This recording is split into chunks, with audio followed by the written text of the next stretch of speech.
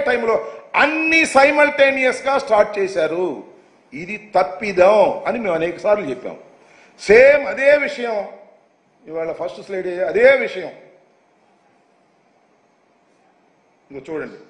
December 16 నుండి ప్రాజెక్టును పట్టించుకోలేదని, వరద మళ్లింపు కోసం స్పిల్వే పనులు చేయకుండా ఏకకాలంలో కాఫర్ డ్యాం, ఈసీఆర్ఎఫ్ డ్యాం పనులు చేపట్టారని స్పష్టం చేసిన అంతర్జాతీయ నిపుణుల కమిటీ. ఇది చూడండి, చాలా క్లిష్టంగా మొత్తం అంతా చూడండి. 16 వరకు పట్టించుకోవాలా, 2014 వచ్చారు కదా, 16 దాకా పట్టించుకోలేదు. 16లో పట్టించుకోవడంలో కూడా ఎలా పట్టించుకున్నారు? వరద మళ్లింపు కోసం స్పిల్వే పనులు చేయకుండా, స్పిల్వే పనులు వరద మళ్లించేటటువంటి స్పిల్వే పనులు చేయకుండా ఏకకాలంలో సేమ్ టైంలో కాఫర్ డ్యాం, ఈసీఆర్ఎఫ్ డ్యాం పనులు చేపట్టారని స్పష్టత చేసిన అంతర్జాతీయ నిపుణుల కమిటీ. ఇదేమి భారతదేశంలో కమిటీ కాదు, తెలుగువారు కాదు, ఇండియన్స్ కాదు, అంతర్జాతీయ కమిటీ. వాళ్ళు చెప్పింది ఏంటంటే 2016 దాకా నోరు మూసి కూర్చున్నారు, 2016 తర్వాత టకటకటక అన్ని ఒకేసారి మాలేసేయండి అని అన్నారు. ఇది తప్పిదం, ఇలా చేయకూడదు. This is not protocol. స్పిల్వేని కంప్లీట్ చేసిన తర్వాత గోదావరి నీరంతా స్పిల్వే ద్వారా ప్రవహించడం ప్రారంభించిన తర్వాత, మళ్లించిన తర్వాత మాత్రమే diaphragm wall, ECR ఎర్తకం rock filling dam యొక్క పనులు ప్రారంభించవలసినటువంటి కార్యక్రమాన్ని వదిలేసి, ప్రోటోకాల్ వదిలేసి ఎందుకు చేశారు? ఇది అందరికి సరే ఎందుకు చేశారు? ఏమి లేదు, చక్క చేసేసుకోవటం, బిల్లులు చేసేసుకోవటం అన్నాడు కదా మోడీ గారు.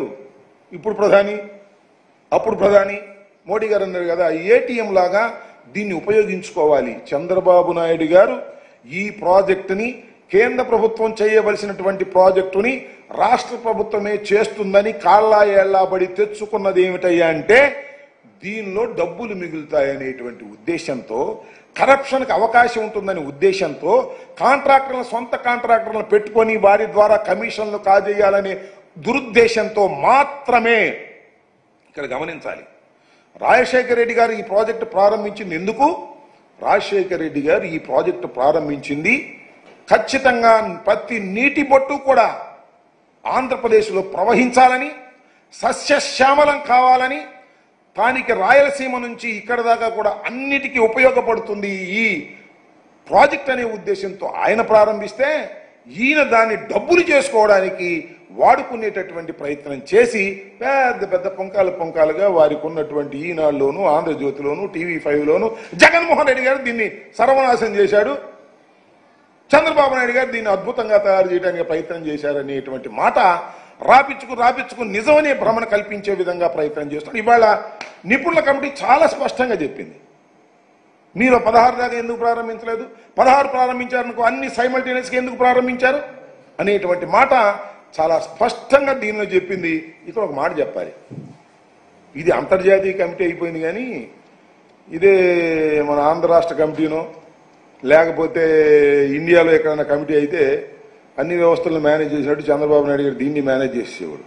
ఇదేదో కెనడా వాళ్ళు, అమెరికా వాళ్ళు కాబట్టి వాళ్ళు మేనేజ్ కారు కాబట్టి, సిన్సియర్గా ఉంటారు కాబట్టి వాళ్ళని మేనేజ్ చేయలేక వాస్తవమైన రిపోర్టు ఇవాళ వచ్చేటటువంటి పరిస్థితి వచ్చింది. దీన్ని బట్టైనా దయచేసి అర్థం చేసుకోమని మనవి చేస్తున్న రాష్ట్ర ప్రజానీకాన్ని, ముఖ్యంగా చంద్రబాబు నాయుడు గారిని కూడా. దాంతోపాటు